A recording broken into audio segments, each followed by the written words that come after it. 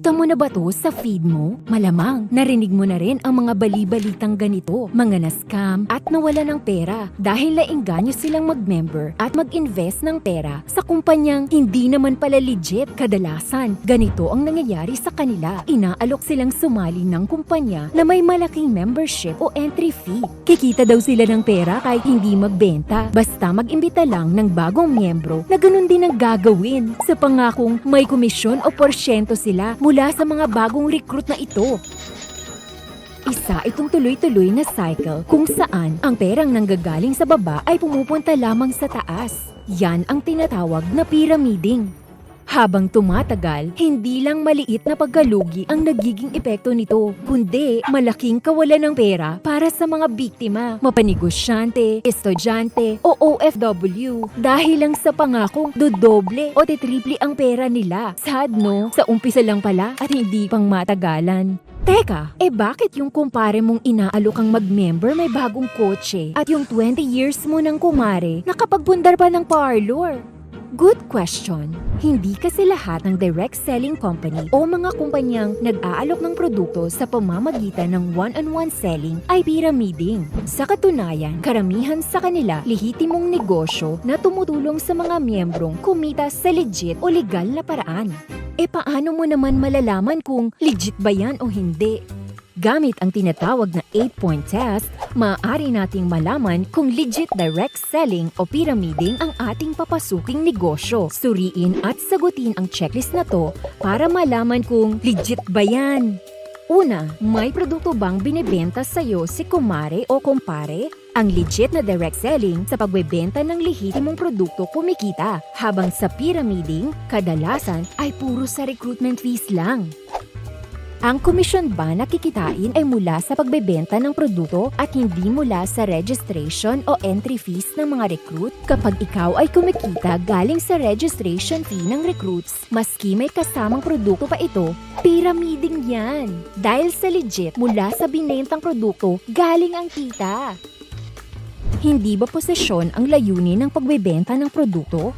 Sa pyramiding kasi, pati posisyon pwedeng bilhin. Ang isang tao ay pwedeng magkaroon ng 2 o higit pa sa 30 slots o multiple distributorship para dumami ang kikitain mula sa mga recruit. Sa direct selling, one-time registration lang at bawal ang maraming posisyon. Wala bang ugnayan ang dami ng recruit sa magiging income? Sa legit, kumikita ka sa benta mo at benta ng grupo mo sa produkto at hindi sa dami ng recruits na nagbayad ng entry fees. Kung sakaling ihinto ang pagre-recruit, kikita pa ba ang mga sumali? Sa legit, kikita ka pa rin dahil tuloy-tuloy ang benta ng produkto. Sa pyramiding, tiyak na babagsak ang negosyo kapag wala ng miyembro na ma-recruit at magbabayad ng entry fees. May proteksyon ba ang sino mang aayaw at gustong maibalik ang ipinuhunan? Sa legit, may mga product return at buyback policy. Sa pyramiding, hindi na maibabalik ang binayad mong registration fee dahil ipinambayad na tong recruitment bonus. Hala! May halaga ba sa merkado o fair market value ang mga produktong binibenta? Bibilhin ba ng consumers ang produkto ayon sa presyo at kalidad nito? Bibilhin ba ng tao ang produkto kahit hindi sila magmiyembro? Sa ibang pyramiding kasi, kailangan miyembro ka muna bago makabili. At minsan, ang babayaran mo para maging miyembro, mas malaki pa kaysa sa halaga ng produktong ibibigay sa'yo. Kung oo ang sagot sa lahat ng katanungan na yan, legit yan! Kaya huwag matakot mag-deal. At kung hindi naman ang sagot sa maski isang tanong dito, naku, magdalawang isip ka na. Ang Direct Selling Association of the Philippines ang opisyal at legit na organisasyon ng mga direct selling company sa bansa at kasali din sila sa World Federation of Direct Selling Associations base sa Amerika. Para maiwasan at matulungan tayong pag-ibahin ang dalawa, may mga patakaran at batas na tumutulong proteksyonan ang mga mamamayan at negosyante.